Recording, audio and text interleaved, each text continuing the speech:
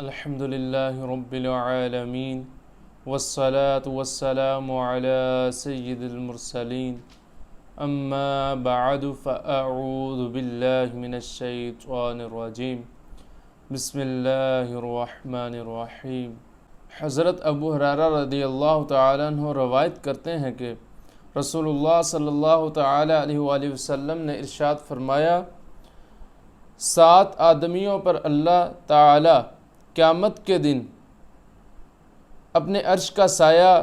کرے گا، جس دن اس کے سائے کے سوا اور کسی کا سایہ نہیں ہوگا۔ پہلے نمبر پر نیک حکمران، دوسرے نمبر پر وہ شخص جو اپنے رب کے عبادت کرتے ہوئے جوانی کو پہنچا، تیسرے نمبر پر وہ شخص جس کا دل مساجد میں لگا رہتا ہے،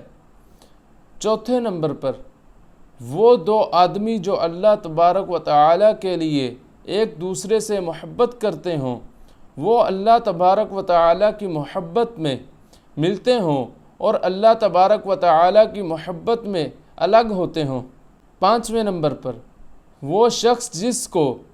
ایک اقتدار والی اور حسن و جمال والی عورت نے گناہ کی دعوت دی اور اس نے کہا میں اللہ سے ڈرتا ہوں۔ 6 نمبر پر وہ آدمی جس نے چھپا کر صدقہ دیا حتیٰ کہ اس کے بائیں ہاتھ کو پتہ نہیں چلا کہ اس کے دائیں ہاتھ نے کیا خرچ کیا۔ 7ویں نمبر پر وہ شخص جس نے تنہائی میں اللہ تبارک و تعالیٰ کو یاد کیا اور اس کی آنکھوں سے آنسو بہنے لگے۔